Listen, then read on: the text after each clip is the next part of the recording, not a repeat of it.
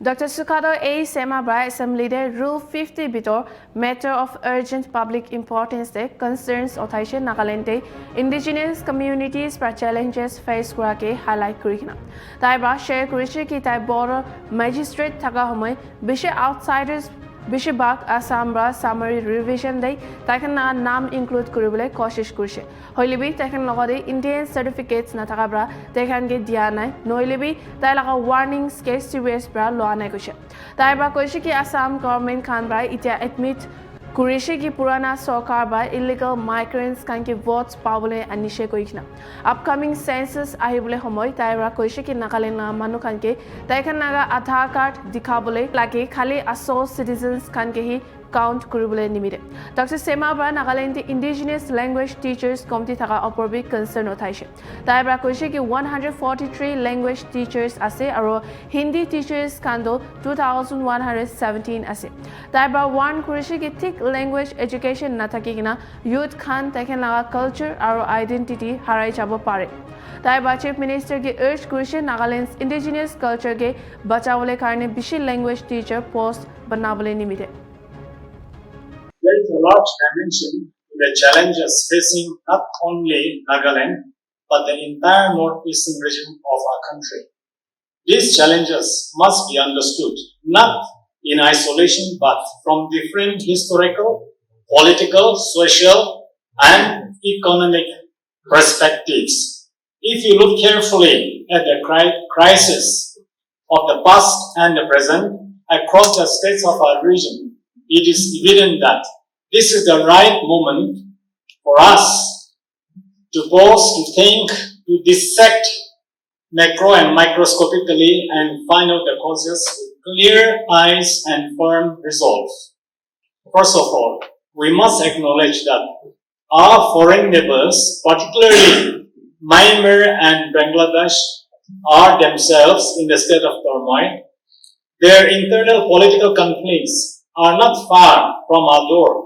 They cast a long shadow over our borders because Myanmar shares over 1,643 kilometers of the international boundary with Arunachal, Manipur, Mizoram, and Nagaland. And when violence erupts in these nations, the first to feel the impact are our own border states. Displaced person, innocent men, innocent women, innocent children would often seek shelter.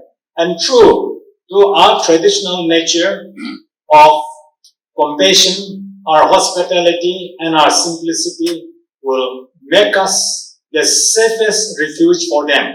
But let us ask honestly, do we have a system to ensure that such persons are eventually returned to their native soil? Or are we seeing slowly and systematically an influx of people who settle permanently and thereby have the potentiality to change the very fabric of our land? This is not a mere speculation.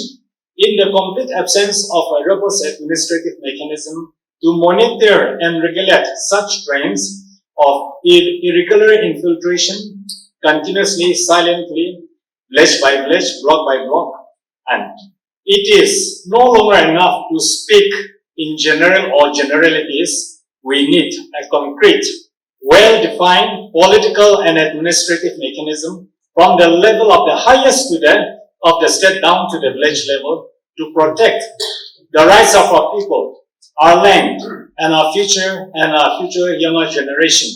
Let there be no misunderstanding whatsoever. We, as Nagas, are not against growth. We are not against development. We want our children to compete in every sphere of life, every discipline. We excel in every sphere: science, technology, arts, commerce, entrepreneurship, and business. But while we open the door of opportunities to others, we must also ensure that we are not swept away by the forces that is beyond our control. If we do not leave behind a level playing field for our children, a gloomy future awaits us. And we must also face another uncomfortable truth.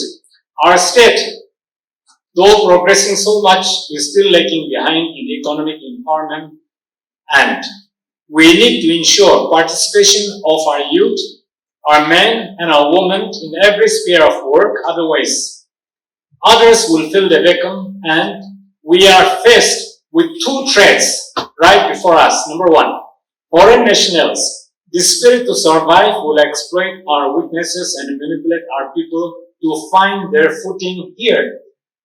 The second threat, more powerful and resourceful forces or groups from within our own country will expand their economy empire into our homeland. And what do we see at the moment? Well, communication system, transport and highways grow. Our children are left carrying goods rather than becoming stakeholders, partners or owners of this entrepreneurship, business, etc. Our skill development sector, though rapidly progressing, yet remains still to a large extent empty, and we always know that the nature abhors vacuum, because when we leave the space vacuum, others will be filling it. Honorable Speaker, I would like to draw the attention of this August House that the answer lies in establishing a directorate or department of Indigenous Affairs independently or in collaboration with the Tribal Affairs and the Minority Affairs Department as suggested by the first speaker. This will not be just another office, but a window and a doorway to every department of the government of Nagaland.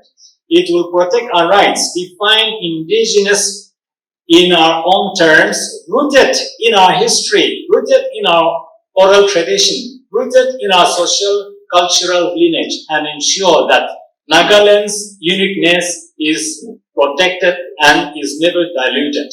We have scholars of great eminence, thinkers with in-depth knowledge of history, society, and governance. We have civil organization and social structures that have held our people together for thousands of years. And so, let us now not allow the foreign definition to override our own wisdom and unity.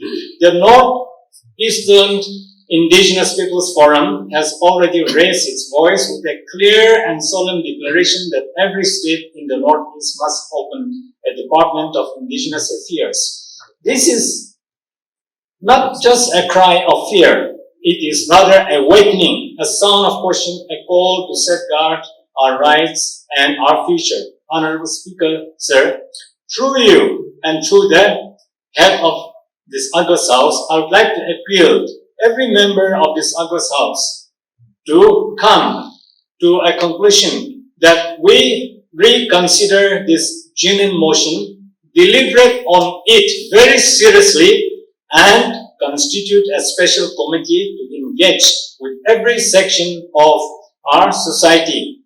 Let there be multiple dialogues, but let there also be a time frame, a strict direction from the August House to ensure that such a department is opened not by goodwill alone, but by stringent laws. Let us rise above division and send a message. Nagaland will protect her people, Nagaland will protect her land, Nagaland will protect her culture, Nagaland will protect its future. This is our solemn duty to the generation yet to come. Because number one, it is necessary for the right to self-determination and autonomy. Number two, right, territories and its natural resources. The right to cultural integrity, including the right to revitalize, use, develop, and transmit our histories, our language, our tradition, philosophies, and other cultural elements to the future generation.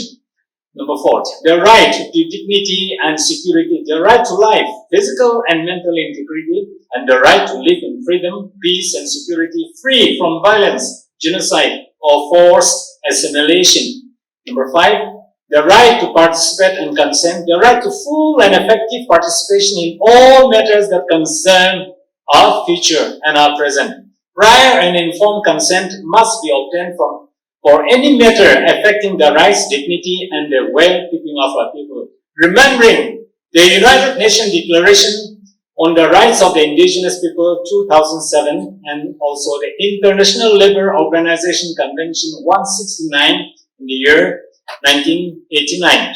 What we say today, what we do, and what we discuss and decide in this August House today will be remembered by our future generation. And so, Honorable Speaker, I propose to this August House for, number one, creation of the Department of Indigenous Affairs for the rights, protection of the indigenous people living in the border areas, especially Beren, Dimapur, Newland, Waka, Mokokchung, Mon, Seminu, etc. Number two, make stringent law to protect the rights and the privilege of the indigenous people living in the border areas, especially making use of the Bengal Eastern Frontier Regulation Act 1873 and fully implementing Banos Committee report applicable both to the indigenous issue of the indigenous certificate, to the ILP and registration of indigenous inhabitants of Nagaland. Creation of deporting center in all the border areas like Beren, Dimapur, Newland, Waka, Mokokchung, Mon, Longleng, and Seminu. The government of the day is doing very well under the able leadership of our Honorable Chief Minister, Dr. Nikirio, who always has a desire for further improvement, and I believe there is always a room for further improvement. Thank you, Honorable Speaker. Koknalan. Nagaland TV, Sop Manulaga Awas. Watch us live on Geo TV and on your television sets as well. For Dimapur viewers, we are on channel number 994 in Global Chapter, and Kohima and Mokokchung viewers, switch to channel number 138 on Hornbill Digital. For all news and updates, follow us on Facebook, Instagram, YouTube, and Twitter.